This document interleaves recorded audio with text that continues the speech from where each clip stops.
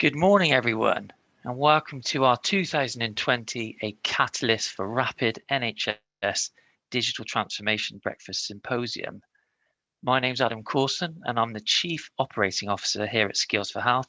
I'm delighted to host our second annual digital transformation event, albeit through a very different medium this time around, and certainly applicable to the topic today.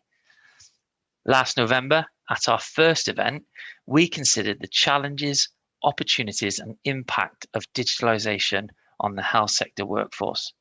We heard from experts in digital innovations and workforce transformation, and I'm very pleased to be able to invite both Henrietta and Daniel back again to join us today. Now, 1 year on, the world has seen significant change. Digital ways of working are the norm, and rapid transformation has been experienced across the world, both in work-life settings and our personal lives. Today, we're going to hear from experts in this field to gain insights around the drastic changes we have experienced, both positive and negative, across the health sector. I'd like to welcome everyone watching on Zoom and also those watching on YouTube. The demand for today's event has been unprecedented, which goes to show what a relevant and important topic this is. So, before we begin, I just want to run through some quick housekeeping so you can get the best possible experience from the event today. At any time, you will have the opportunity to submit your questions to today's speakers. To do so, just type your questions into the Q&A feed at the bottom of the control panel. Zoom now has the facility for you to also upvote any questions you feel particularly strong about. As time allows, the presenters will address as many questions as they can during the Q&A session at the end.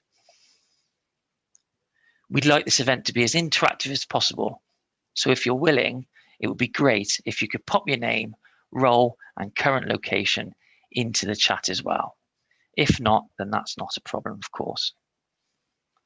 Those joining on YouTube will also be monitoring your chat feed, so please engage as much as you wish. Some of you requested our limited edition event packs, which I understand have gone down really well. So hopefully you've received those so you can enjoy your goodies whilst we do all the hard work.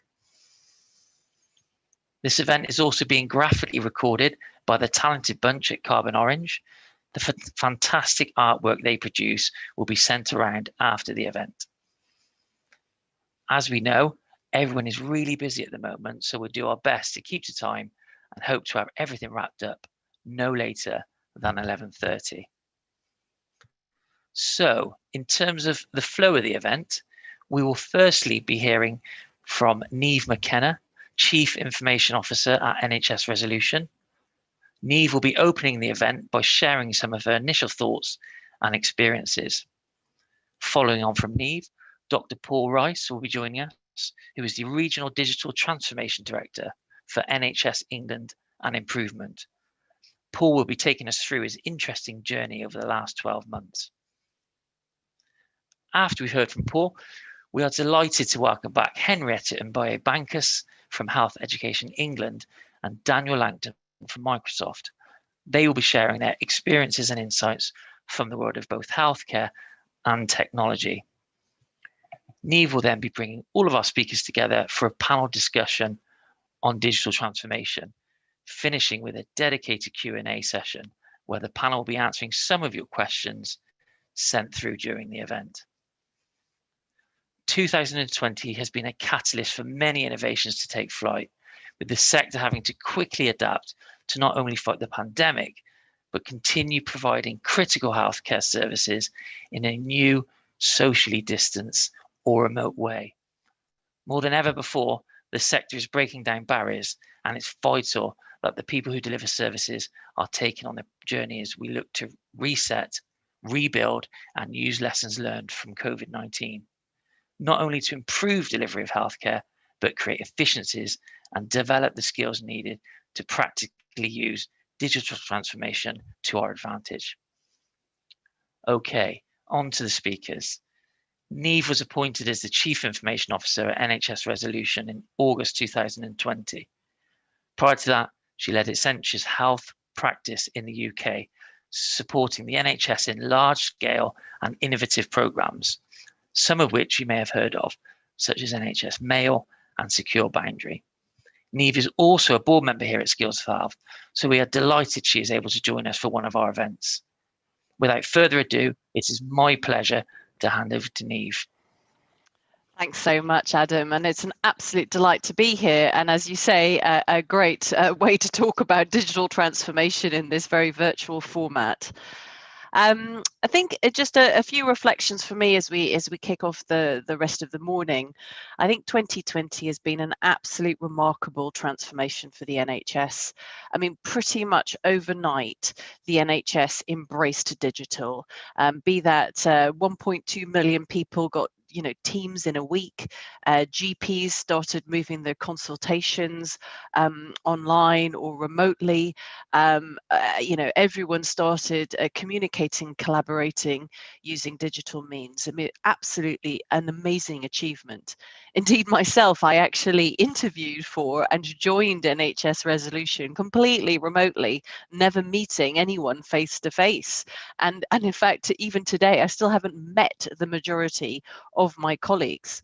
So there's really an awful lot that's good. And I think collectively, I hope that we even now are proud, but actually as we look back in years to come, I think we'll all say this was, there was so much that was very challenging about this year, 2020, but so much that I think we should justifiably be proud of, and how the NHS embraced change, and rapid change is definitely going to be one of those things that I think we'll all be sitting there talking about for years to come.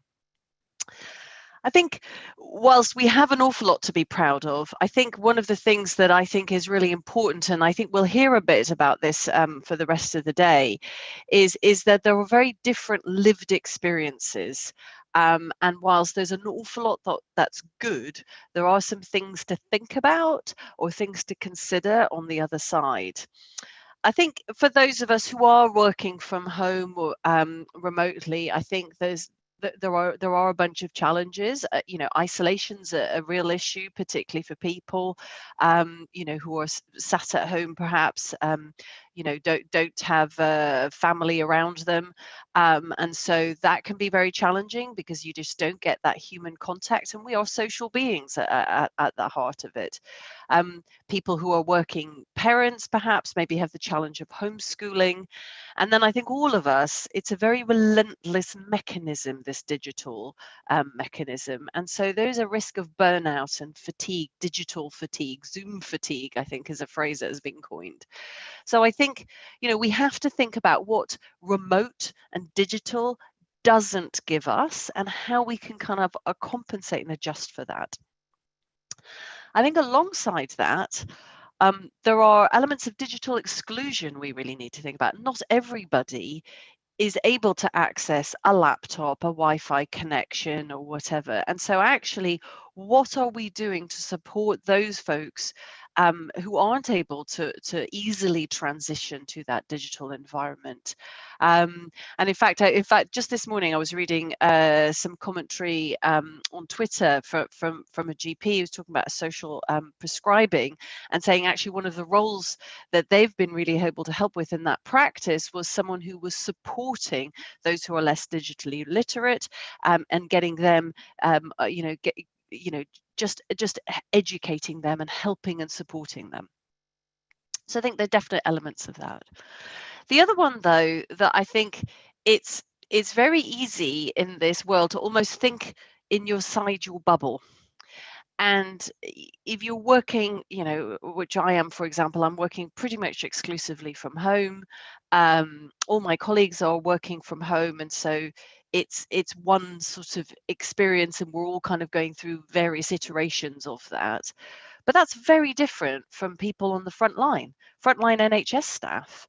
And they have a very, they are out there working face to face, having to deal with a lot of, incredibly busy workloads, perhaps stressful situations in terms of, people coming, to be cared for, but also even just things like getting to and from work and traveling and all of that kind of stress as well. And of course, there are other folks who are working on frontline. I mean, I think we now have a new definition of what frontline is, and that perhaps includes Amazon delivery workers, supermarket staff, etc. So there's an awful lot of people out there who are also having to sort of continue as normal in a world that isn't normal, and then the rest of us are kind of almost in a different environment working from home. So there's a lot of different lived experiences, and I think hopefully we'll hear from some of the colleagues later on this morning, and I think we'll hear about some of those different experiences. But I think that's the one thing I'd like to touch back on perhaps later and see what other people think about the difference in the different type of experiences. So that's all I was going to say. Thank you, Adam, and I'm looking forward to hearing the rest of the speakers. Thank you very much, Niamh. That's really, really interesting. I think the emphasis on the fact that we're still learning at the moment around what we're experiencing, and also the fact that when we get to back to hopefully more normal times, we take the best and understand the worst bits of this rapid digital transformation. Just a reminder to everybody, if you have any questions you would like to ask Niamh, just pop them in the Q&A feed. Thank you very much.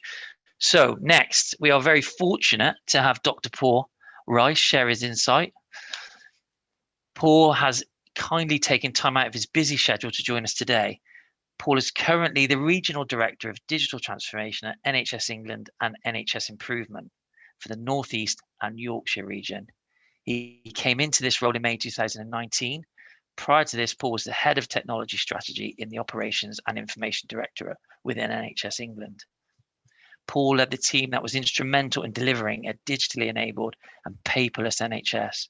We are all very excited to hear his insight into digital transformation. Over to you, Paul. Morning, Adam. Morning. Colleagues, hear me all right? Niamh, thank you for that introduction, and I particularly want to thank Zoe, because I was the colleague who was running around trying to find my daughter's password to access Zoom, because I can't get Zoom on an NHS computer. But anyway, that's another story. I just wanted to use the next sort of 10 or 15 minutes for some personal/professional reflections on the period of time, really from last Christmas to this Christmas. Some of my reflections echo things that Niamh has already picked up on, and I'm sure we'll pick up on in the chat.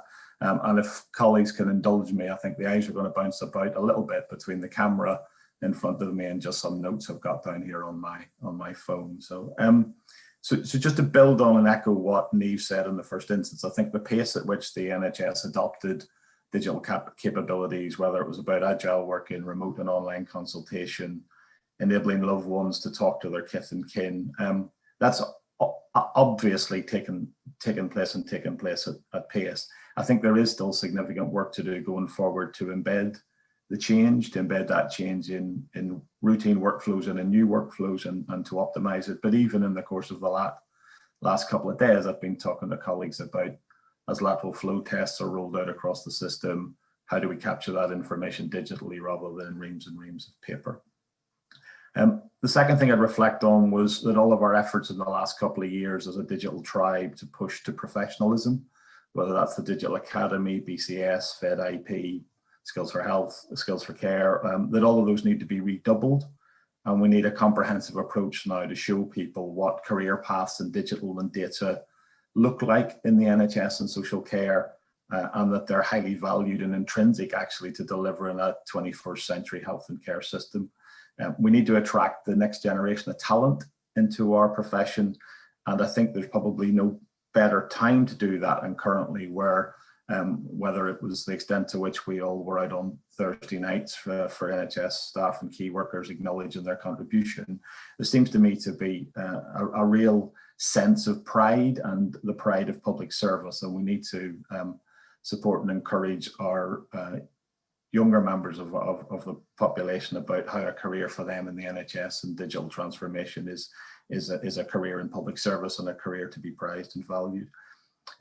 My reflections are that some of the adverse publicity around the development and abandonment in the first instance of the NHS COVID app version 1 played into an unfortunate and persistent narrative that the NHS and the public sector more generally cannot do digital. And of course, that's completely contradicted by what we've said at the top.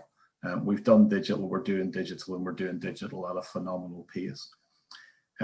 My second reflection in relation to the app is that I'm not sure we've as yet leveraged the possibility that there's a connection to be made there between the NHS brand, digital, and citizens in a manner that going forward we can positively leverage for the benefits of people's health and well-being. So I think there's an opportunity there again to further develop. People now have both the NHS app and the NHS app, COVID app probably on their phones, and we need to be thinking going forward about the potential and possibility of using that for a whole range of purposes.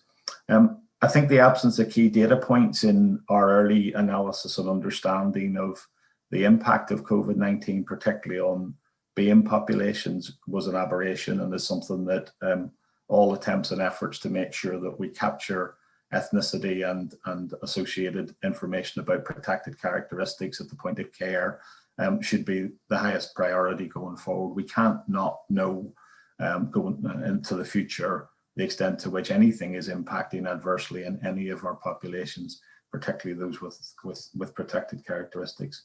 Niamh made the point about the digital divide, and I think it's a significant one. It's been reflected on in the last couple of weeks in the context of education, certainly in the popular media, and I think it's equally significant when it comes to us supporting individuals and supporting communities in terms of their resilience going forward.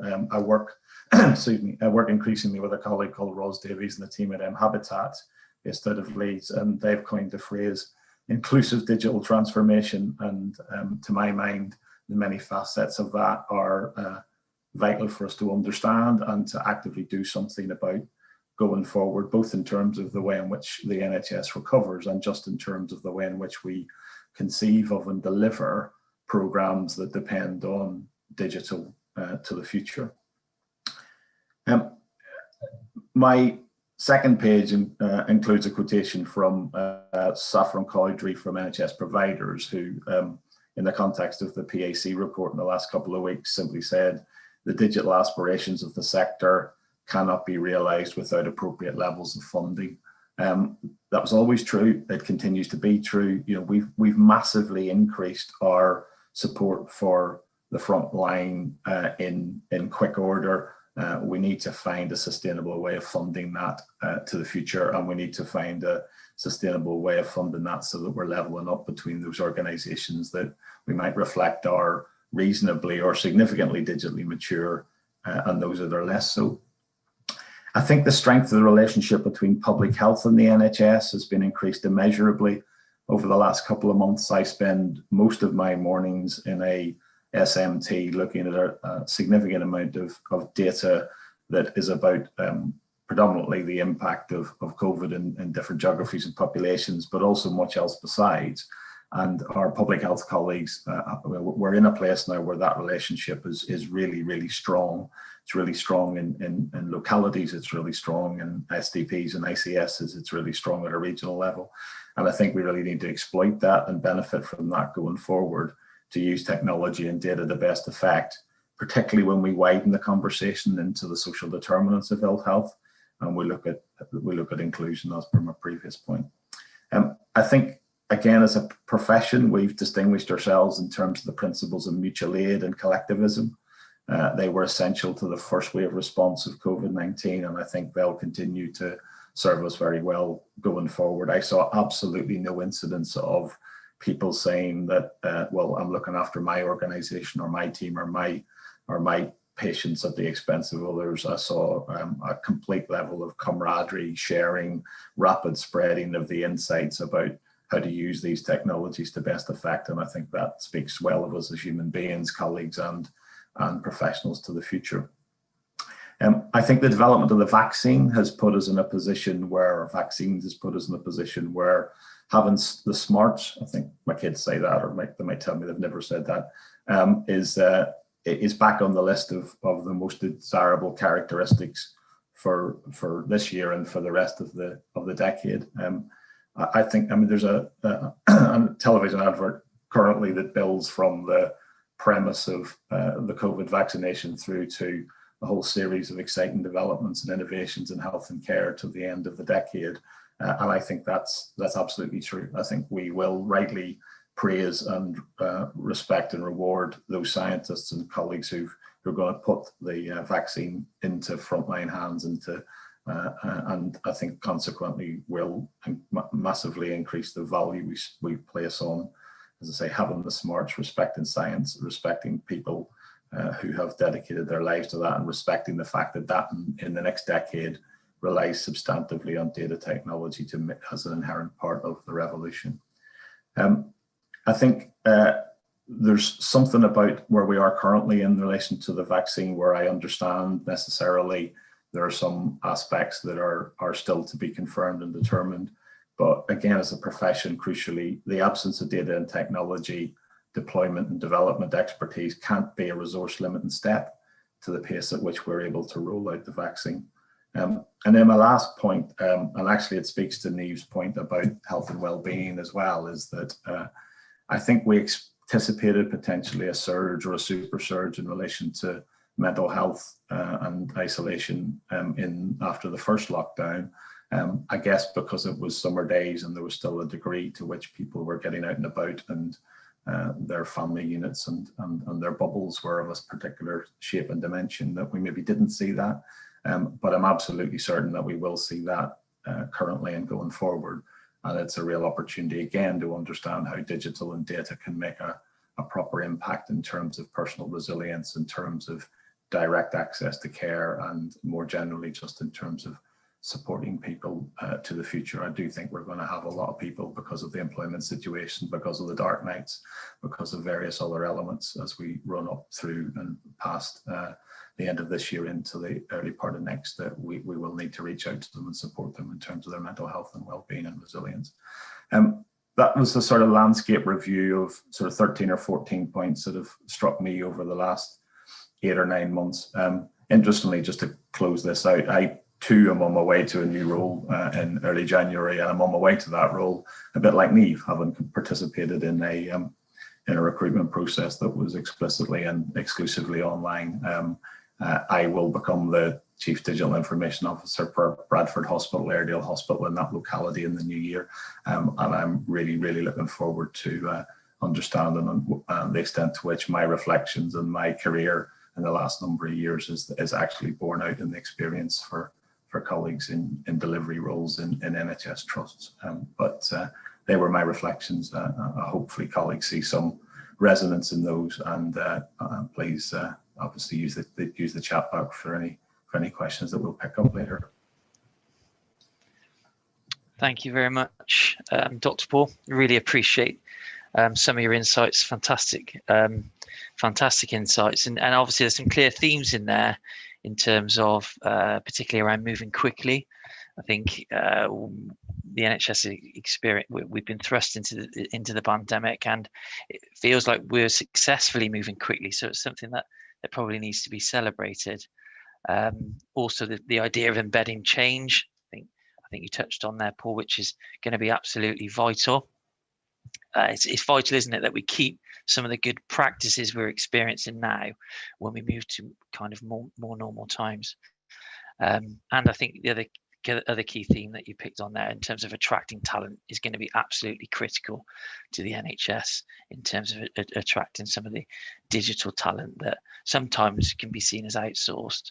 So yeah, I think some really good themes. And just a reminder, please put some questions in the chat for Paul, and we'll be revisiting those questions towards the end of the event in the panel session.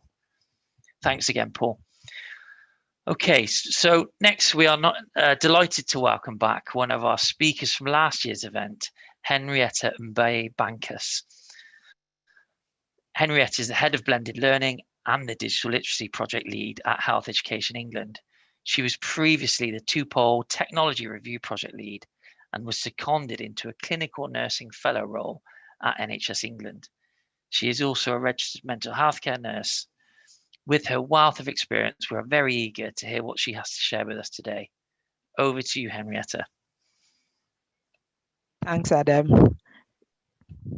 Really pleased to be here this morning, and certainly from what Neve and Paul highlighted before, there has been significant challenges for all of us in the last few months, last 12 months, and I think it's important for us to highlight or understand that all of these challenges have big implications for the people that work certainly in the health and care workforce.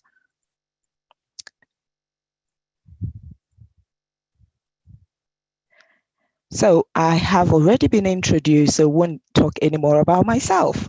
Let's talk about the significant numbers of people who are working within our health and social care settings. So what are we talking about here in terms of the challenge? Whilst in the last 12 months, we have significantly been able to roll out lots of technology, and as Paul said, we are doing digital.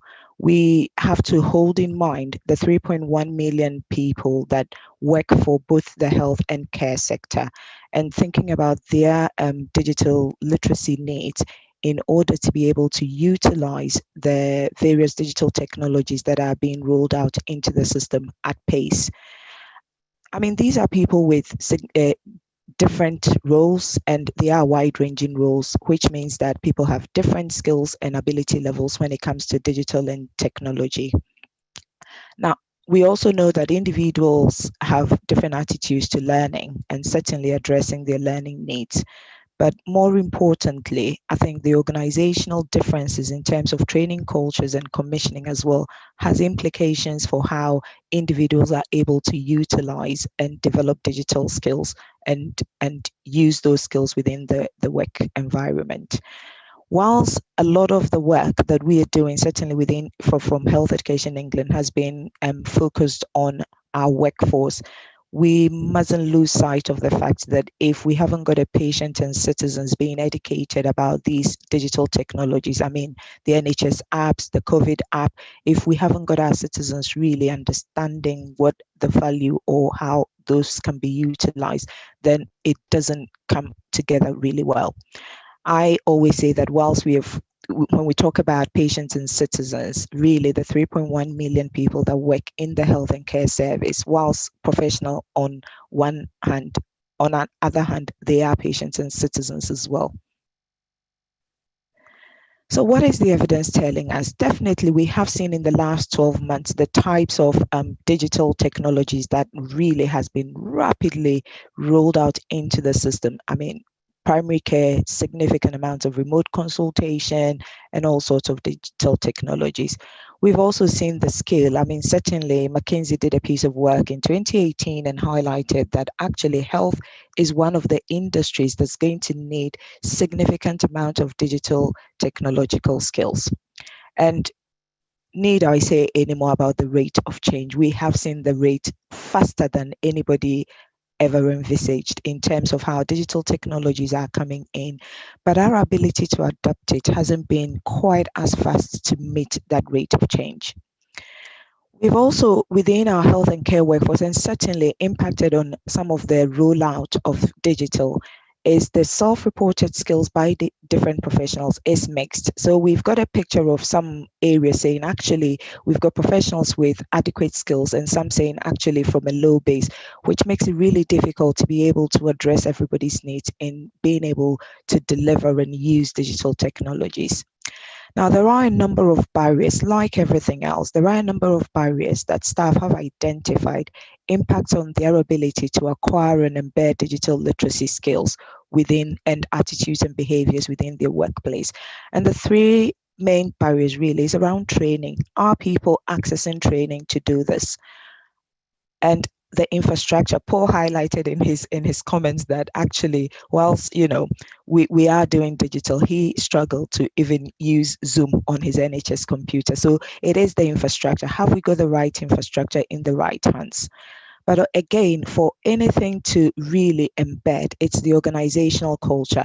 Are people in the organization really thinking about how this not just gets implemented, but we've also mentioned the issues around health and well-being. Is this impacting on staff and well-being, and how can we make systems or processes a lot easier to support our staff? Now, COVID-19 pandemic really, for all its faults, what it's highlighted is opportunities for us to begin to think about how we support our staff, support them to develop their digital capability skills, and fundamentally start utilizing fully the technologies that are available to us. All of this, certainly within the NHS, has been driven by a number of policies and a number of reviews. So the long-term plan, the people plan, and certainly the total review, which is a significant review that really highlighted how technological change will impact on our staff roles, will impact on how we begin to train staff, and the rest. Fundamentally, what we know is to be able to do any of this and be able to roll out our digital, we need to have a digital ready workforce. And by that, what we mean is really it's an adaptation process. It is as much about the change and the transformation as it is about the tech. So it is really getting people not just skilled up, but having the right attitudes to digital. So within Health Education England, what approach are we taking to do this? And I mean, the first approach really is thinking about defining digital literacy in the first place, because when we talk about digital literacy, people come at it from various angles. And a lot of the time, people say our millennials are digitally literate. As soon as we define it by saying, actually, these are capabilities that fit someone for living, working, learning, and participating and thriving in a digital society, you realize straight on that actually maybe our millennials have digital skills for living or for social media, but not necessarily being digitally literate. So for us, it's so important that we get that definition clearly, and as a result of that, be able to identify areas where we can support our workforce to assess their digital literacy skills needs. Whilst we have been thinking about our 3.1 million health and care staff, what we also are very keen to make sure that we have supported is our undergraduate trainees. So if we do not start doing anything about people in training, we will never get to the point where we've got sufficiently trained and skilled staff to be able to deliver our health, to be able to deliver health and care effectively. So we are doing a number of things with our undergraduate curricula and bringing on board professional regulators and really thinking about different ways of training our workforce, including the use of blended learning approaches, which will support digital skills development. So Paul mentioned again, attracting talent, looking at professionalism. We do know from the evidence again that actually digital is context specific. And sometimes it is important for us to think about specific professional groups or specific service areas. So to this end, we are looking at what specific digital skills are key to various professions and various service areas. Now, digital championship and pioneers is another approach that we are taking, because we do know that certainly from our evidence or from a discovery that we certainly are working with 3 groups of digital users, and within our health and care workforce, the 3 that have been identified are people who are digitally engaged, the people that say, yes, we know technology is going to make a significant difference to the health and care of the people we serve, or to the delivery of quality care. So bring it on. You've got your digitally ambivalent group who say, yes, we know digital will make a difference, but you know what? I probably stick to my pen and paper. And then we've got a third group who say, actually, I don't do tech. For me, I think that there is a fourth group, and Neve alluded to that, is the digitally excluded. So whilst we would like to think that all of our workforce have got access to digital, it really is a point that we need to hold in mind in terms of people not first of all having access to various digital tools, and hence the impact on their attitude to digital.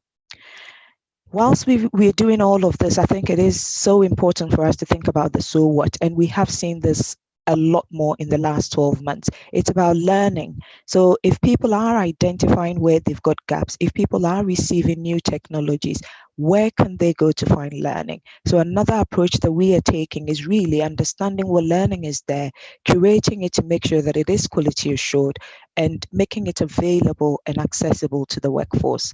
To this end, we're also looking at a signposting tool or any technological tools that really intelligently allow staff to do this. We've got significant numbers of our staff basically firefighting and haven't really got the time to be going around looking for learning. So if we can make it accessible and available to them at their point of need, then we would be addressing half of the difficulties in accessing and developing digital skills. So I think that will be it from me. Lots happening, but COVID has really moved things along significantly. And for example, primary care, we had significant work planned for over a year, which we ended up doing in a space of a week, turning, blueprints into e-learning for people to be able to effectively deliver remote total consultation. Significant amounts of work going on, and I've put a couple of links in there for people to get more information about the overall digital readiness work from Health Education England. Thank you. Thank you very much, Henrietta. That was fantastic insight again, and I think one of the standout pieces there was the sheer scale of the task at hand. When we actually put that into numbers in terms of the 3.1 million, it's actually quite frightening, isn't it? But certainly a very good angle there from Henrietta around cultural implications, training implications, even defining what digital literacy now means, because that's obviously changed a great deal as well. So we'll move on to our next speaker. Joining us is Daniel Langton. Daniel is the Director of Customer and Partner Experience at Microsoft and another member of our Skills for Health board. So we are delighted to hear what Daniel brings from the technology perspective. Over to you, Daniel. Thank you, Adam, and good morning, everyone. It's an absolute pleasure to be here with this audience today. Thank you so much for taking the time to share, to come and listen and learn and hear a little bit more from all of our speakers. I just wanted to really give you a perspective from a technology company around what we've seen since really the pandemic started, and hopefully some lessons in terms of what we're learning, what we're seeing from different customers, in terms of how they're adapting and moving forward with some of these challenges that we're facing. So if I just, I'm just trying to pull up the slides, and then let me just start there. So if I just start to sort of underscore what we're actually seeing. So we have seen, like a couple of the other presenters have referenced, an incredible speed of digital adoption. NHS have really been at the forefront of, in my humble opinion, one of the most impressive digital teams on the planet for both the responding to the pace and the scale of the pandemic, thinking about great digital tools, and the rollout of a lot of technologies across the organization. So when we think about the all up, sort of what we're seeing, we've seen around 8 years worth of digital transformation in around 2 months. When we look across all industries in the UK, that is the scale that we're talking about in terms of how things have accelerated. We had our first day where we had 5 billion meeting minutes consumed on Microsoft Teams, which was, a monumental reflection of the number of people that are engaging with digital to help them with the work that they do. And we found that technology has not just been focused on the immediate remote working response. It's gone much broader with that. And actually having tools and technologies to support things like vaccine research, crunching vast quantities of data, meant that we were uniquely equipped to deal with some of the challenges of COVID-19. And I think from my perspective as a tech company, it very much shifted Microsoft and a lot of other tech companies into this role of being basically a critical national infrastructure company, when we were seeing the scale of how organisations are really trying to use technology. And look, I think the NHS was an incredible example. Just looking at the data, 65 million messages have been sent through NHS colleagues since the start of the rollout. The rollout actually went to 1.3 million users across the NHS and was completed between the 16th to the 20th of March. So, incredible digital response that on levels and scales that, to be quite honest, we'd never seen before.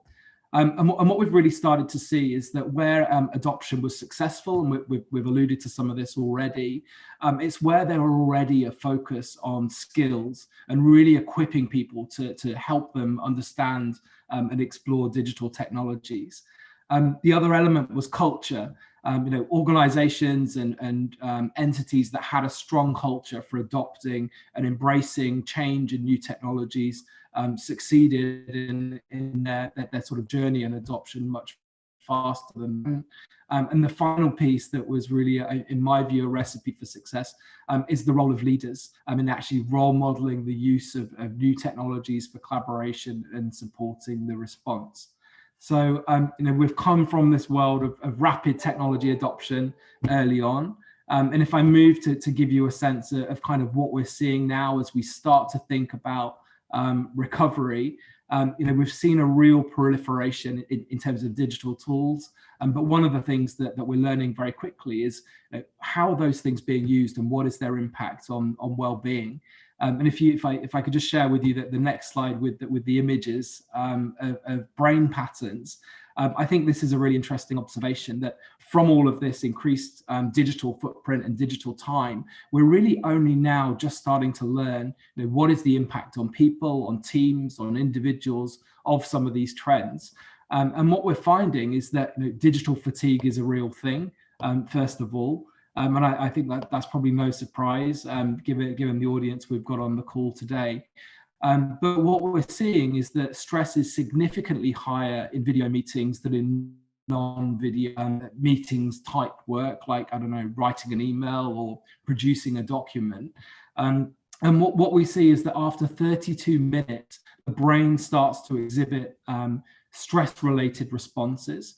So how with which we're trying to think about that from a technology standpoint is innovating with the technology to make sure that we are responding to how the technologies are being used. And there are some really simple things that we've been trying to do. So moving away from the sort of the grid view to give people choice about how they view and how they show up in a meeting. The tiles look pretty beautiful, but often there's 100 different backgrounds. We've found through our research that actually puts more fatigue on users. So actually giving them choice in terms of how you show up to a meeting, the room, the background, all of these things we're learning can improve the overall. And we found, just the example there from that was my own team meeting yesterday. You've got to remember to smile if you have all of these different backgrounds and effects. But it really is, helping to just create a slightly more connected experience for when people join the meetings. And what we're seeing is that, from the plus side, is that this feeling of inclusion has actually gone up with remote meetings. So actually 52% of our users are saying they feel more included in this type of digital environment, which is very interesting. We're seeing that it's breaking down the barriers, enabling contribute might not have been open to contribute if it was a physical meeting. And we're also seeing that the volume of meetings is increasing. And in fact, 17% of meetings are overrunning. So we're also seeing this trend of digital meetings being booked back to back. Often they're overrunning. And we're responding to that as well with some really simple features, like just reminding people that there's 5 minutes left of the meeting. Very simple stuff, but actually it means that people are much more in control of how they're managing their day. And I think that's just one element of remote working and the shift that we've seen. More broadly, we see a real shift in the expectations of workers around flexible working. We're seeing that 72% of managers expect to have more flexible working in the future post the pandemic. We see that 62% feel less connected to their teams when they're working from home. And one of the areas that we're particularly focused is how do we create that sense of connection between teams that might be working remotely from home or elsewhere and people that might either be in the office or a clinical setting or a place of work. Now, how do we create those connections between the teams so we're not building this digital divide between how the work gets done? And that's certainly an area of focus for us as we think about the future roadmap and how we're innovating. And then the final reflection on this I would have is that 97% of people that we've spoken to in the UK actually miss working from their place of work or their office. So we really see the future being about this hybrid approach where there is absolutely a need for a physical place. And of course, that's obvious for some roles, perhaps less obvious for others. But it's how do you get the hybrid of both of those things well, which is really the focus area, and how can we support people, the place of work, and how that evolves and change, as well as the process and the technology that kind of underscores that. So if I look and think a little bit more about reimagining the role of technology, and particularly in healthcare, I'm really excited by the progress that we've made on digital. And I think healthcare is perhaps one of the most significant industry transformations that we've seen. And the pace has been, as I mentioned, just completely incredible. But I think what's important at this stage that we're at is to really think through how do we not unwind some of the positive progress that we've made, and how do we really use the new digital muscles that we've built for continued investment in technology that ultimately are going to provide health outcomes. And this is the one example that springs to mind as something that I felt was particularly incredible. The chap on the left is Dr. David Kinross of Imperial College NHS Foundation Trust, and he is using HoloLens with Teams to provide remote bedside assistance on the COVID-19 ward. And what you've got in the other, looking at that data, understanding the experience of the patient at the bedside, looking at the key data, but it has meant that less people need to be on the ward, potentially in a higher risk situation. And that for me is a really great example of how the role of technology in augmenting human capability and actually making roles safer, easier, and ultimately more productive, I think is going to be really key. So we're really focused on that transformation, how we can help and support more customers. We're focused very much on inclusion, some of the divides of this pandemic, particularly for younger people that our research suggests are struggling with this, particularly home working scenario, more than others in the workforce. So we're really focusing on how we don't leave people behind, and think about skills to invest in the next wave of tech and digital. So I'll end there by saying just a final thank you. It's incredible to get to meet all of you today. And I hope one of the legacies of this pandemic is also, as well as the technology and the digital progress, a real appreciation for the work of the NHS and the work that many of the people on the call do today. So I'll hand it back to you, Adam. Thank you. Thank you very much, Daniel. Again, some staggering numbers in there, particularly kind of our move from 8 years in 2 months. I mean, that's certainly a staggering a number in terms of transformation. And it's clear, isn't it, that the role of technology will be absolutely crucial to the success of our future. I find it quite reassuring that an organization who's at the leading edge of technology as Microsoft are also looking at the impact of technology on individuals. I find that really reassuring, and I think we've all started to understand that concept of digital fatigue. So thanks again, Daniel. And just a reminder to everybody to put the Q&A, to put some questions in the Q&A feed. I've seen a few have popped up. I think we're letting our panelists off lightly at the moment. So yes, please put your questions in. Okay, so I'd like to invite all the speakers now to join me, and we're going to move to our panel discussion, which will be chaired by Niamh. So Niamh, would you like to kick things off? Yes, so thank you very much. That was a brilliant set of conversations, actually. Really, really fascinating. What I'm going to do is just, I'd like to pick up on a couple of points with each of the panelists and then get this conversation going. Thank you for the questions received so far, and we'll definitely try and get to all of those. Paul, just to kick off, I was really taken actually with the point that you raised about how we should be leveraging the positive elements of things like the NHS app, the COVID app, which have rolled out, and how we can leverage that. And I know sometimes in the UK we have a tendency to be a bit negative on things, but actually we look at the penetration of that, it's actually really good compared to a lot of other countries. And I was just curious if you could expand a little bit more and some of the opportunities you might think we should be looking at in leveraging that combination of brand and citizen engagement. Thanks, Niamh. I think the first thing clearly after the last session I have to do is apologise for my wallpaper because I've clearly induced headaches across the land, if not across the world. This is real, actually. It's the wallpaper behind my head. It's not a digital simulation of the deep forest somewhere.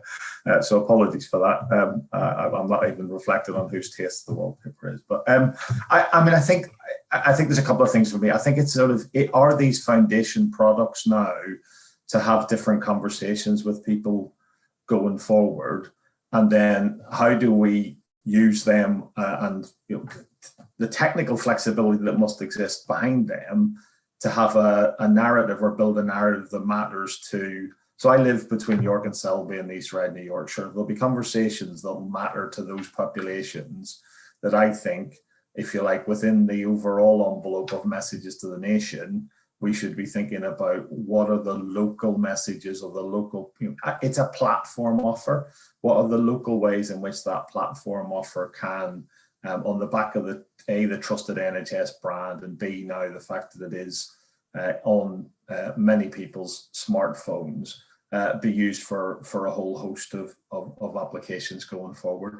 I don't want to particularly speculate on what they are, not because I don't have a view on some of them. I think I'm very keen in the last 10 months to understand issues like personal resilience and community resilience, not just this classic construct of being more effective at creating booking options for people or being more effective for people to transact with the NHS. I'm actually interested in the hinterland that takes us into, yes, let's get as much of that done properly, efficiently, effectively as possible, but also what are we doing about the fact that there are other opportunities in the more general health and well-being space? And I don't even necessarily mean connecting the NHS to people.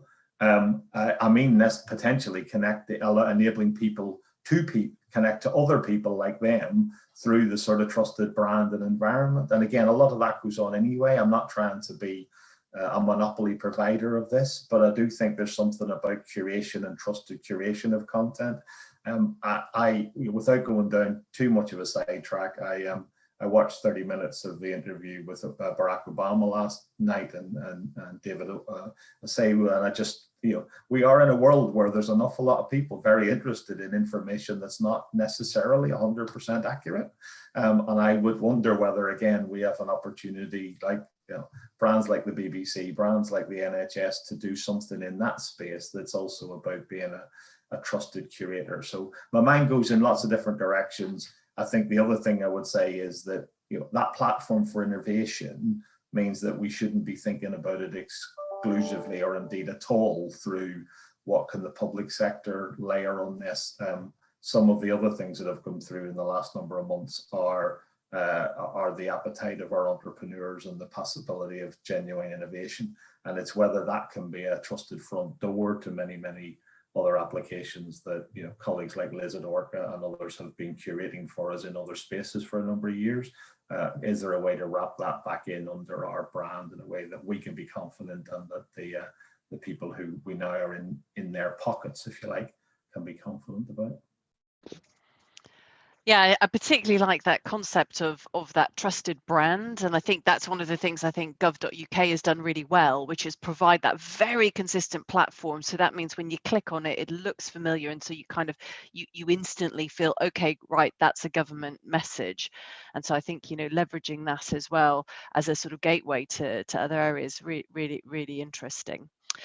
Henrietta, I just wanted to turn to you now and talk about, again, you talked about the importance of embedding learning, and you know, you're talking about people firefighting, and how do we make that learning accessible? And I think that's really important, because as one of my sort of particular bugbears is, you know, I don't know if you're working on a laptop and you're in the middle of something, and then suddenly it pops up with a message saying you need to reboot now, and you're like, really, now is not convenient.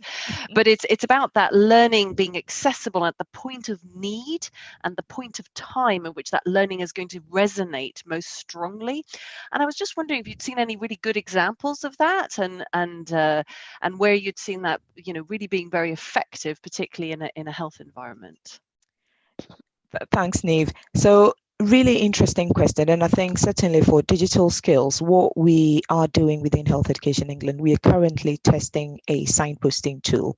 And what that tool does really is, and we've connected this to a self-assessment diagnostic as well, in terms of understanding your own digital skills gaps.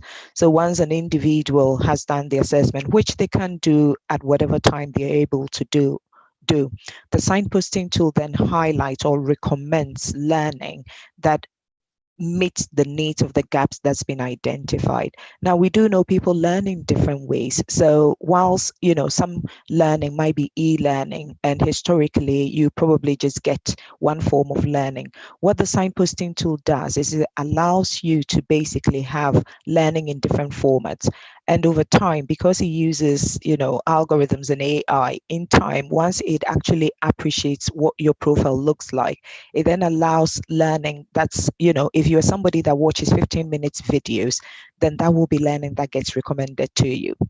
What we also know, certainly data is very key in terms of everything you do. What we know from the data we are collecting, that actually lots of healthcare professionals do their learning on a Thursday evening or at a certain time. So that gives us information to really understand what is the best time to really put learning out there to our professionals. So for me, it's being able to get these intelligent signposting tools, being able to use the data that these tools are giving us in terms of who is learning what are they finding effective, being able to use these algorithms and AI to understand individual learners and be able to give them the relevant learning as and when they need it, is what I think really is potentially going to start supporting our ability to put learning out there to our healthcare professionals. Yeah, I think that's such a good point, right? Because we all learn really differently, and actually having something that's tailored to the kind of attention span that you've got, and the way in which you want to engage with learning, because people are very different. Some people like to really dedicate time. Some people like to, you know, take bite-sized snacks out of learning. I think that's a really good point. So having that intelligent signposting, brilliant. Daniel, just turning to you now, and I guess it'd be interesting to get your perspectives. I think more globally, you know, have you seen any really good examples? Maybe even picking up on some of that learning point from Henrietta, but also just generally around, you know, how people are handling, I suppose, this kind of transition to the virtual world. I know you called out a couple of really good examples. I love that one there from Imperial, but it would be great to hear about others that you've seen, perhaps given Microsoft's reach around the world, and where you've seen you know, great examples that we could learn from. Yeah, it's a great question. So I think what a lot of the good examples have in common, and I'll give some specific ones, is really just understanding that everyone's context is unique in this situation. And I think the organizations that are responding well to supporting their employees and their people are those that recognize that not everyone's experience is the same right now. And how do we as leaders provide more of a tailored approach and program for different needs within the employee base? So a couple of examples I'll call out. Boots Wool Green. I was really impressed by how they have looked at the different types of work that they have in the organization, from people that work in stores, people that work in head office, people that work in product and research and lab type environments, people that are working on the front line running, eye tests for customers. What is the context for each of those people, and then what is the digital journey for them, and then really invested in the right resources, the right communication, the right support, to be quite honest, and we've talked a little bit about mental health and well-being, and I think that is absolutely key, and then been able to tailor that at an employee level. And the other thing that I think they did well was kept very close to the data. They used the data to look at which sort of populations, which geographies, how are they doing, using the analysis that tells them, what is the average working hours in this team versus that team, so we can pinpoint, what teams or what parts of the organization might really be struggling or have additional needs, and then really responded by, putting in place the right programs and the right strategies to do that. So they would certainly be pretty high up in my list. But I think the NHS for me is also an incredible example of that. Like I said, with the work with HoloLens, and just thinking through how we can really equip people, and then just recognizing that it's different. Yeah, I think that's I would totally agree as well. I think NHS actually does again. I think we need to almost celebrate sometimes a little bit more some of the successes we've got here. Just staying with you, Daniel, for a little bit longer. There was a question there which I just thought would be quite interesting to touch on, which is around. There was a question from the audience around how to engage attention, and I think that picks up with some of the comments you were making in your talk about the stress of video and being on a call, and the comment there, which is how do you stop getting distracted and start working on emails. Again, it sounds like this sort of digital fatigue, the stress of being on endless conference calls, is something that's very real. I like the idea of telling us about meetings that overrun, but I suppose how can we almost find a different balance so we're not just in endless video calls?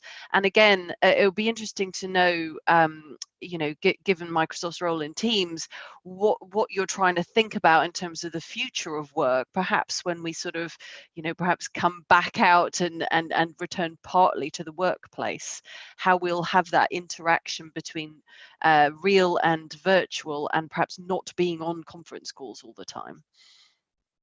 Yeah, superb question. So I think if we take a step back and think what's driving this, I think that there is a general sort of theme around the intensity and the pressure of work has changed, and that is obviously generating more meetings as companies, both in healthcare and outside of healthcare, are trying to respond. There is a work volume associated with that is driving the need for more meetings.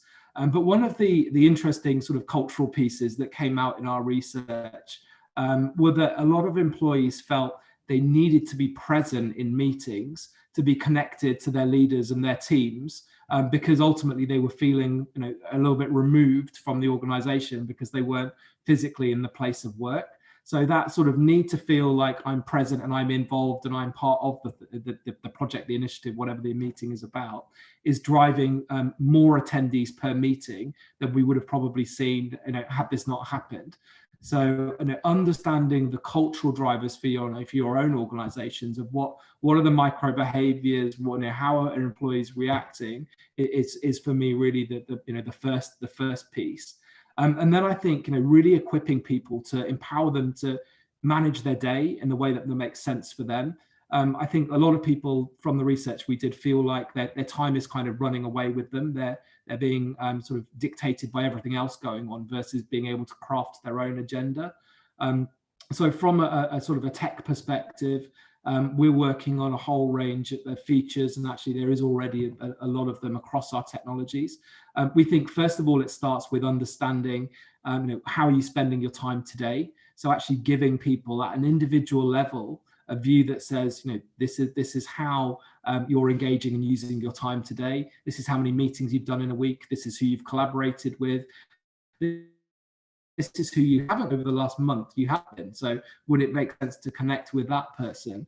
So just getting getting smarter with the tech, so it enables people to make better use of their time, I think is going to be more important, and that's already coming. And then I think that the second bit, and it links to well-being and mental health, is how can we release all of the distractions that we've got going on? Because you're in a meeting, you've got your emails, you've got messages coming through. How can you really be present and engage? So there's a whole load of investment and research going in that area. There's already a whole load of features like protected time, where you don't get interrupted through pings and through emails popping up, as well as just encouraging people to look at the length, the frequency of their meetings, and actually offer proactive tips at an individual level to help them manage these things better. And ultimately, all the tech can do is help people make a better decision around how they use their time. But that's certainly where we're heading. Brilliant. I think we could all relate to the need to have a bit of yes, clutter-free time when we all need to sort of sit down and concentrate. That's really good, and thank you for highlighting some of those features that are coming. I guess, Henrietta, this probably comes quite nicely into you and some of the questions that have come through, particularly around culture, because obviously what we're talking about there, and Daniel was highlighting, is how we can kind of empower some individuals, give them the tools and techniques to focus time or minimize pings during meetings and so on.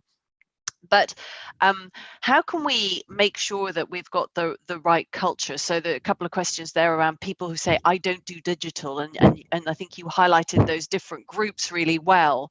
But how can we really get those folks who are kind of not really engaging, bringing these tools into their lives in different ways? I know you touched on some of them, but is there more we need to do to try and reach out to those people? Yes, thanks, Neve. I think absolutely. When somebody says I don't do tech or is digitally not engaged, there's a reason for it. Because if we look at our workforce, I said 3.1 million people across health and care.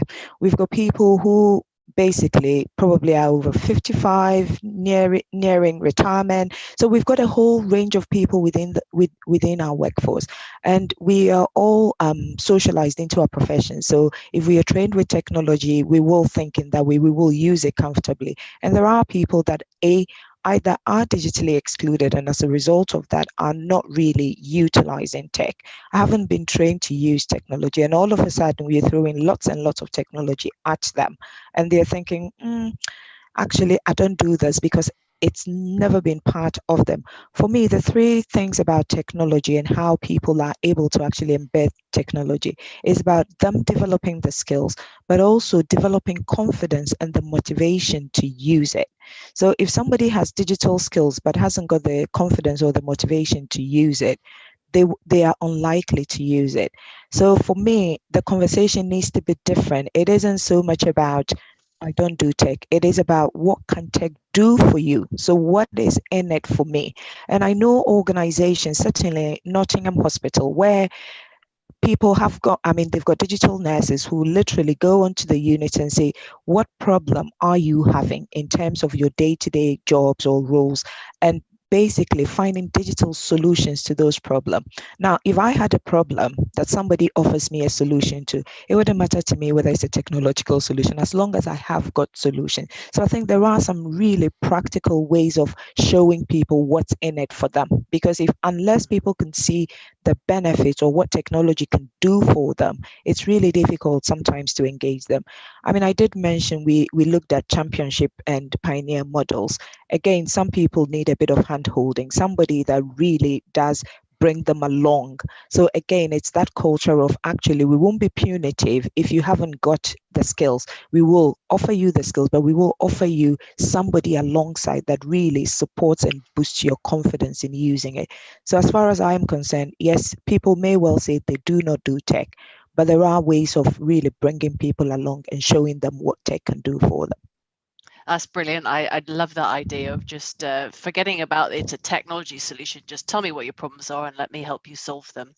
Paul, I mean, you've been doing digital transformation for a while now, so I'm sure you've got some thoughts on how best to bring along everybody on the journey, not just the early adopters.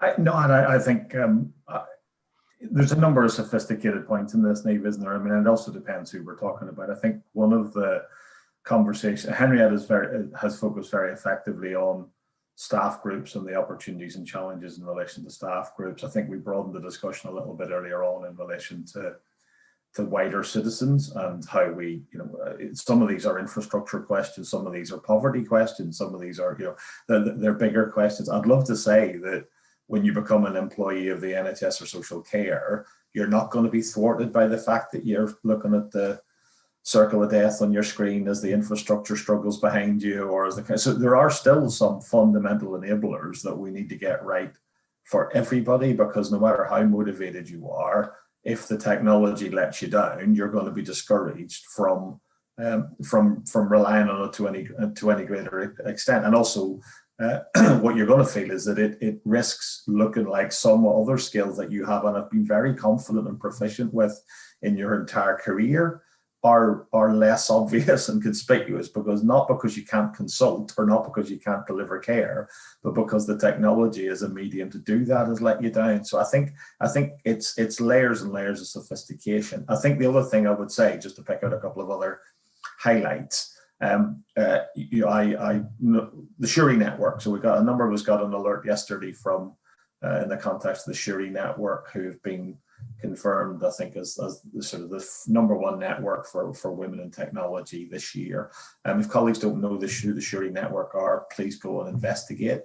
But that's about leading women in technology and leading BAME women in technology, exemplifying the fact that you've got to be seen, and you've got to be seen to then draw others into this profession and to draw other groups of people who feel like they're underrepresented into this profession and into our world. So I mean, fantastic there.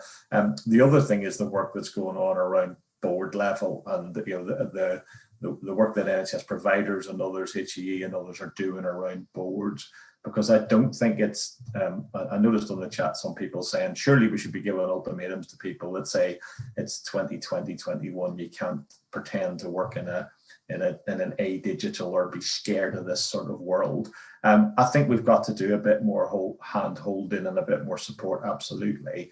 But I think those resources are out there for everybody now, from every aspect or perspective. They're looking at these challenges. If you're looking at these challenges because you've just got on a board and don't feel like you're particularly digitally literate, encourage your other board members to get access to that NHS Providers Programme. If you're looking at these challenges from an underrepresented group, encourage your employer or someone else to link you to the Shuri network, et cetera, et cetera. I think we've got an increasingly sophisticated and broad range of resources and support. And also, I would say, just in conclusion, and I'm sure our supplier sector colleagues are interested, because to some extent, they're not just interested in getting the stuff in. I was very taken by the fact a lot of what Daniel's telling us about is about utilization. And if in reality, they can play a part in the training packages and the insights in making pull factors in the technology that say, this is working more smoothly for you, more effectively, more in tune with your learning style. So I think it's a very diverse situation. But I think if I took a snapshot from where I started this journey 7 or 8 years ago, maybe 10 years ago now, and where we are now, I think we're in a materially stronger position. It's just taken all of those threads, and will take more to come together to actually get us to a place where we should rightly be in terms of a health and care system in 2020. No, thank you, Paul. I think that's really helpful, and thank you also for kind of, as you say, broadening it a little bit there as well. I guess just staying on the themes of those different groups, and there have been a couple of questions on this around primary care. and concerns about that skill deficit in primary care, the risk that they might get left behind, and have they got the same resources and access? I think, you know, from what you're saying is there is a lot of that, but do you see a market difference between the two? Is that something that you think needs to be addressed? I mean, I think Henrietta has some specifics to pick up in terms of where HEE's offer will play out in this. But I mean, the thing that I would say fundamentally is the pivot power of primary care to go from one model of delivery to OC and VC, online consultation and video consultation being adapted at pace, to hot hubs and total triage being adopted at pace. And literally in the last week to 10 days, for them to be encompassed within the way in which we're going to provide the COVID vaccine going forward, we cannot underestimate the ability for primary care to be resourceful and to be adroit and to be quick around some of these things. And then, which I'm sure Henrietta will elaborate on, then we need to get the pilings in, we need to get the foundations in behind them. That means that they're in a position to properly feel like they're playing their full part. There is quite a lot of investment going in under different labels, digital first primary care. I mean, there is funding out there. I don't doubt that there may be pockets of primary care and professionals in that who need, as we've talked about before, dedicated, bespoke, relevant to their learning style, relevant to their context. But I think primary care, as ever, has shown itself in the last 7 or 8 months as being incredibly resourceful and one of the absolute shining lights in our health and social care system. But Henrietta may pick up on some of the detailed offers there. Yeah, it'd be good. I'll definitely pick up with Henrietta. I mean, I was just reflecting myself, you know, I suppose fortunate not to have needed any secondary care help, but the primary care help that I have accessed during the past few months, all completely virtual, all completely seamless, absolutely incredible, and frankly, in a way, much easier than it had been previously to go to the GP. So I'm a fan. But Henrietta, do you want to touch on some of the resources and how you're specifically trying to support primary care?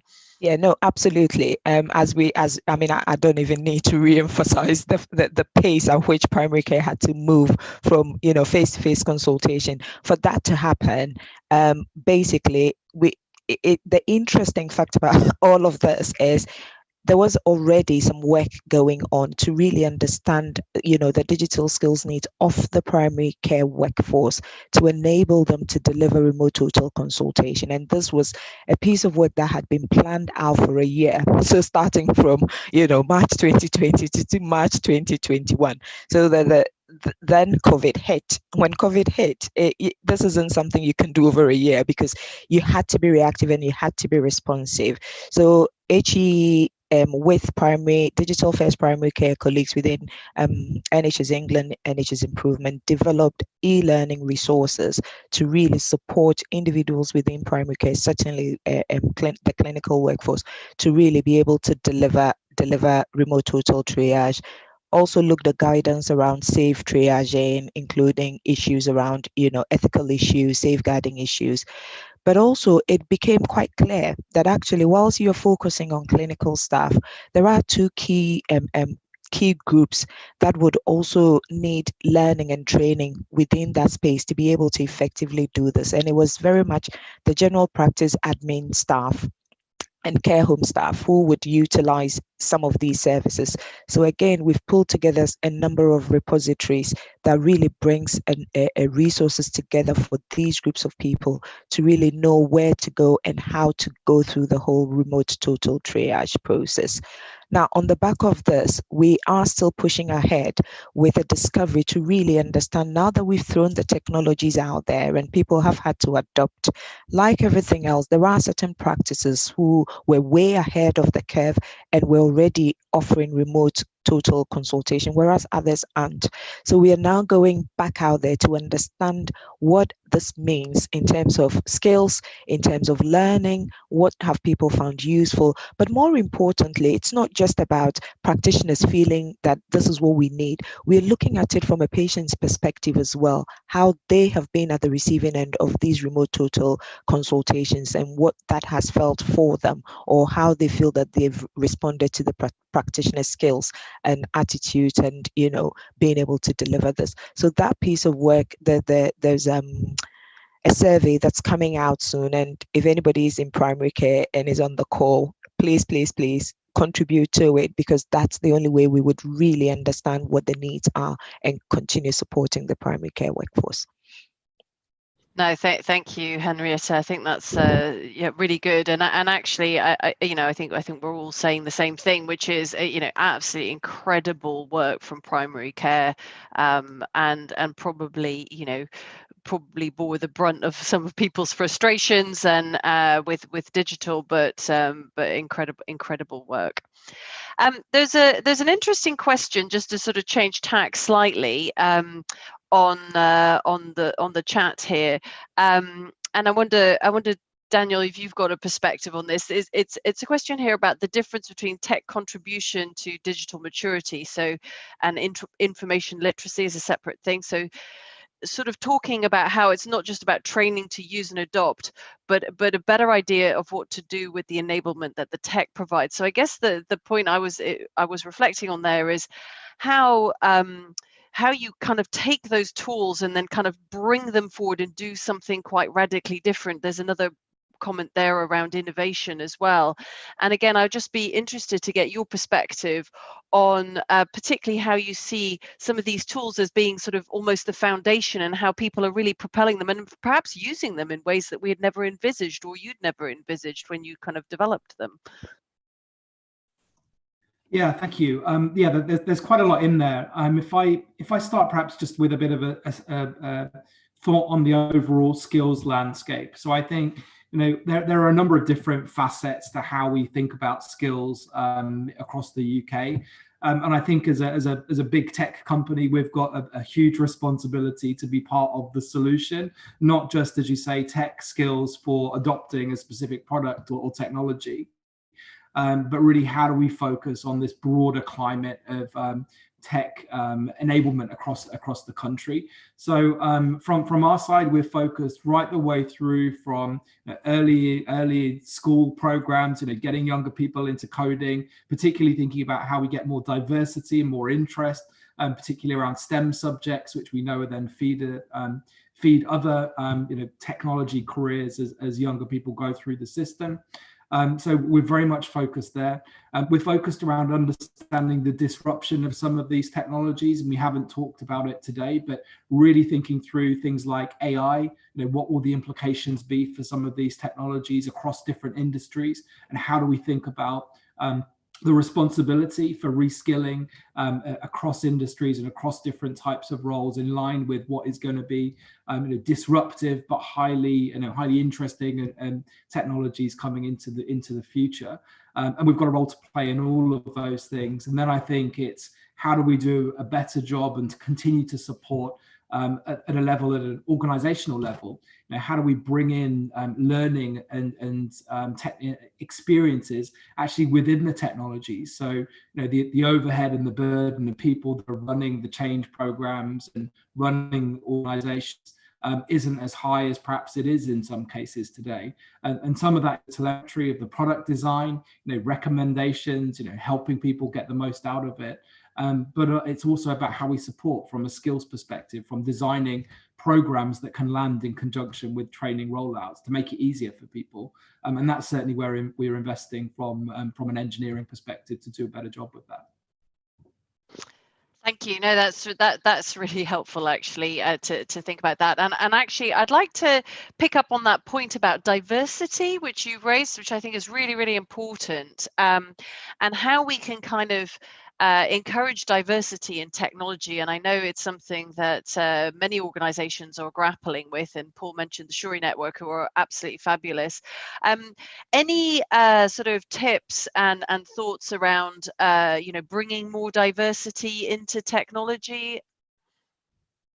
Yeah, so I think my tips would be engage early. And I think, if we even think about our own personal networks and our own connections, our own families, our own friends, now how can we inspire more people to want to be part of the tech industry? Because what we see, particularly for girls, particularly for younger people, particularly people from different backgrounds, from ethnic minorities, is that a lot of the time it's the perception of what a tech role or a tech career could be is really just not the reality. So we spend quite a lot of time and effort educating and supporting particularly younger people in schools through initiatives like DigiQueer, getting younger girls to think about STEM and coding, and really showing them what's possible in a career. So I think my advice would be reach out, try and inspire other people through what's possible. Use some of the tools that we've got. We've got great coding workshops for all age groups.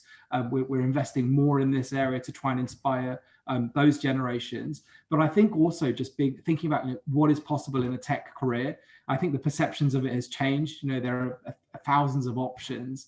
And how can we as leaders, working in this field, really bring that to life for people so they understand what is available.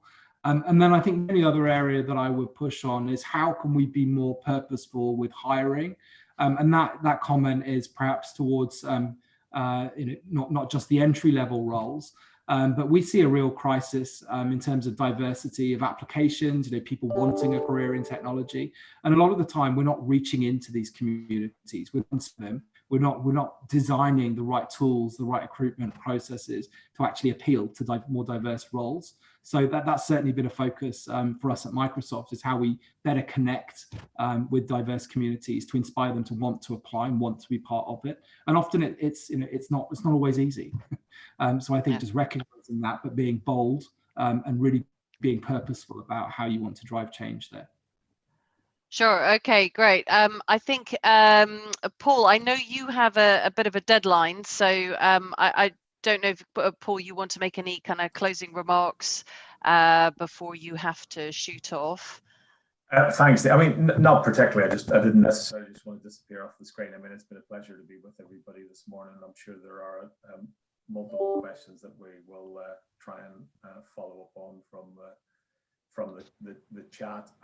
I'm just going to go back almost to what you said, because I know having sat here for 8 or 9 hours for 6 or 5.5 days a week for 9 months, that I'm pretty knackered with it all. So I just wanted to wish people to stay healthy, to look after themselves in these long winter nights. The sun is actually streaming in this window today, so I might nip out for a real lunch rather than just something I stick on the end of a fork for 15 seconds in the corner of the screen. But pleasure to be part of the conversation. It will continue. We're not going back.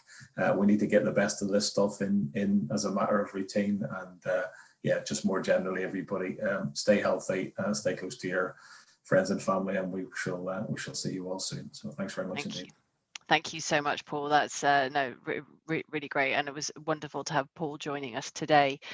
I wanted to stay a little bit on this diversity topic, because I think it is really, really important. And I, thank you, Daniel, for those comments, because I think it's really important to encourage people. And that I think the importance of role models, it's something I'd never thought about, I suppose, historically, particularly too much, and then have realized the importance actually of having role models.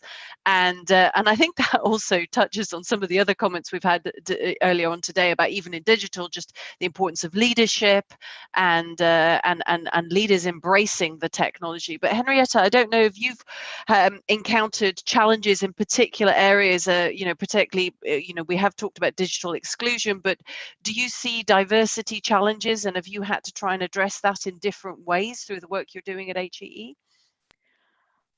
I mean, the really, again, really good question. And I guess I come at it from a number of perspectives, including personal perspective. And certainly, I mean, within HE, the Shuri network is a network that's actually sponsored by HE. And I think for us, that's how important we felt the issue around diversity is key, which is why we are supporting the Shuri network in terms of the work that they do.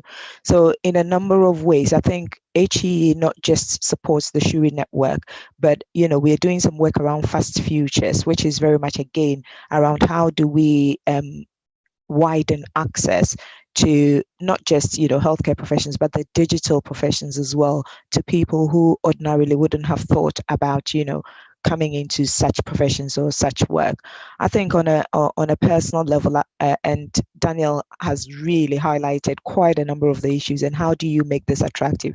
I mean, I've got a 15-year-old who says, "Oh, people don't find geeks as being cool," and the world of digital and technology is seen as a geeky world. So for young people, this is not cool. So I guess it is the message that we are putting out there. But more importantly, as you say, it's about leadership. And I think sometimes individuals, because over the historically there hasn't been a significant diversity in the leadership in the technological world, it is very difficult for young upcoming people to really see what this means for them or the opportunities that it does bring. So I know, and I've always said, actually, some of the talks that I do, and I find myself doing it a lot more, some of it is for to say to people or put the message out there that this is possible. I mean, I trained as a mental health nurse. Never did I think I would be entering a technological world where I'm leading projects on technology, becoming a clinical entrepreneur, looking at developing a technological tool. But also it's being able to put the message out there that technology doesn't necessarily mean you can't have other careers with it. Certainly within HE, we have identified that we are moving into, a future where people would like to have portfolio careers, where people would want to be able to come in to work, do a bit of a project, and then move on to something else. So I think for me, this is the key message that we need to put not just out into the wider system, but also within our health and care professions, to say that the fact that you are a nurse, a doctor, or social worker, or OT doesn't necessarily mean that you couldn't have a career in technology as well. And we do know our health and care workforce is very diverse. So if we were to promote this, not only will we have a health and care workforce that's diverse, but also a diverse workforce in digital and technology. To end it as well, one of the points that I have been very effective in trying to do now is when we talk about functional skills, historically it's been literacy and numeracy. And I'm now saying to anybody that's doing apprenticeship programs and talking about functional skills, digital is functional skill. I mean, in 2020, if digital is not part of functional skills, I don't know what is, because this is the era that we're in, this is where we are going.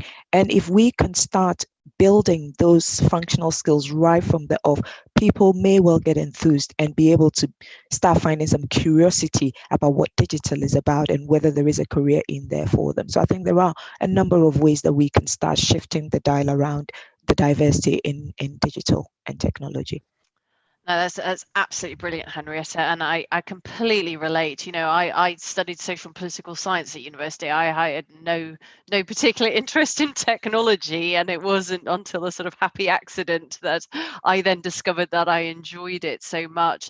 But I think sharing those stories is so important, because I think it's that relatable element where people go, oh, right, that person in technology or in digital or is working in that area has got a background that I can relate to, which isn't necessarily they did, 100% computer science, and we need those people too, but we need to encourage other people to think of it as an alternative career, or as you say, part of a portfolio career. So I think that's brilliant, and I think the more stories we can tell about our own personal experiences, the better, really.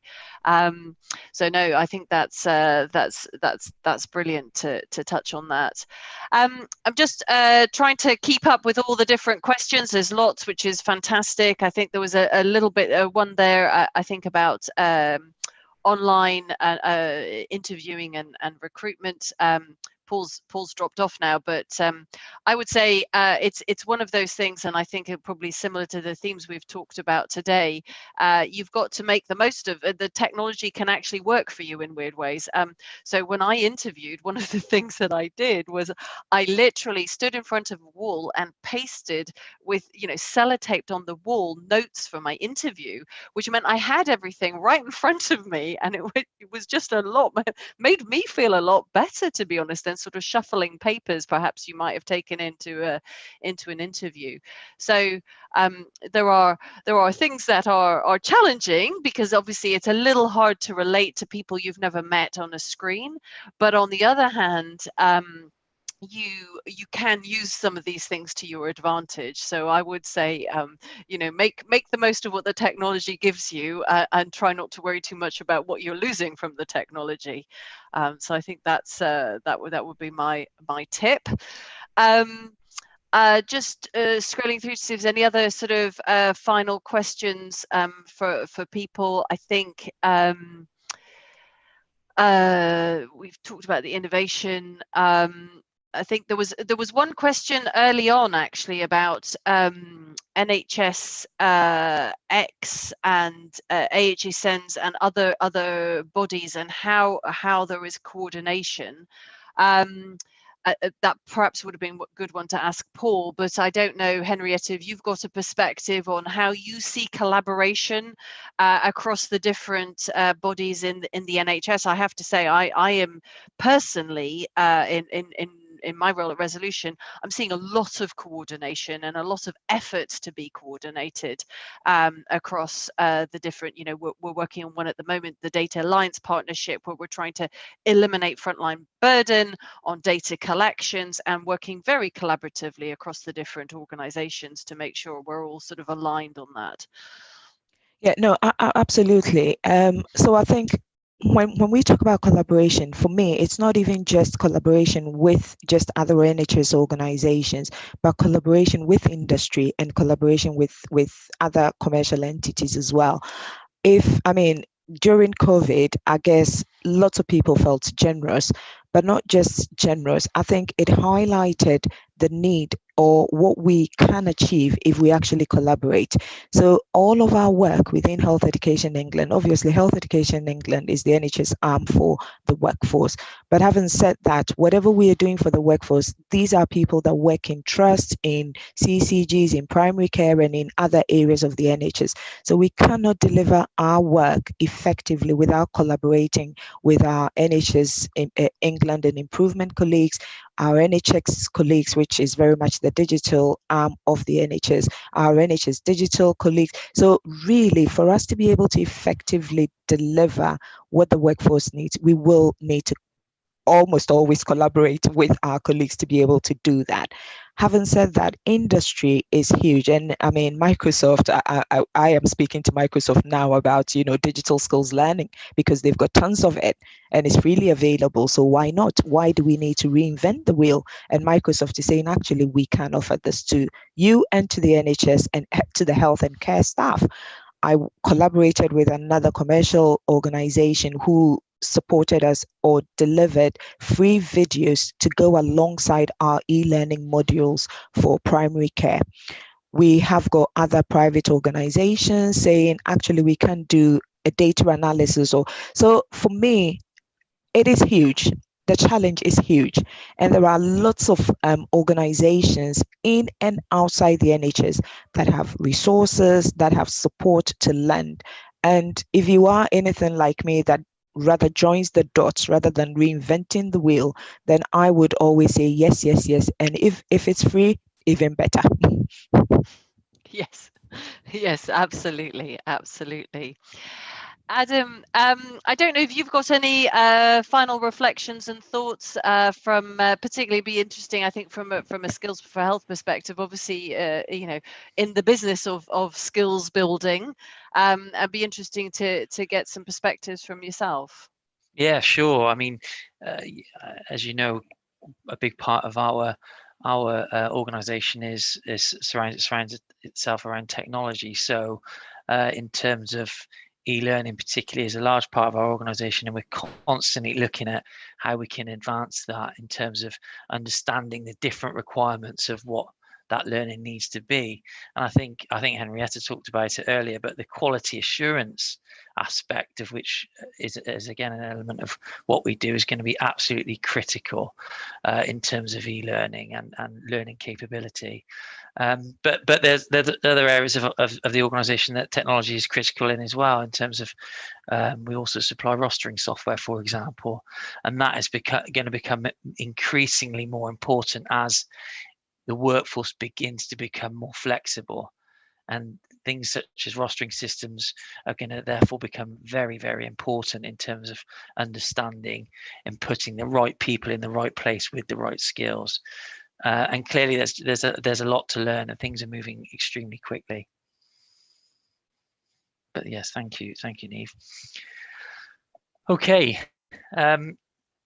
Listen, I just want to thank you all, thank the panel. I think it's been absolutely fantastic, a fantastic event, and some really helpful information. And it's really good, isn't it, to hear different experiences through various different lenses, whether that be cultural, technological advances, well-being, workforce impact. It's clear that digital transformation is constant, it's never ending. So that's why events like today, where we can share our experiences and possible solutions, even tips and hints, is absolutely invaluable from my perspective.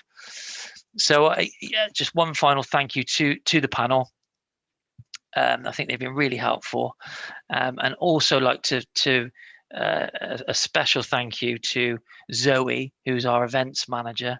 She's been really busy in the background managing multiple platforms in terms of both Zoom and YouTube. And I've got Zoe to thank for the fact that I'm able to now tell my 9-year-old that her dad's a YouTuber, which I think is meant to be a good thing. Anyway, thank you so much, and thank you to you all for sparing us a lot of your time. The questions have been fantastic. We'll try and get a response to all of those. And if you want to follow up anything discussed today, please get in touch via Zoe or via our website.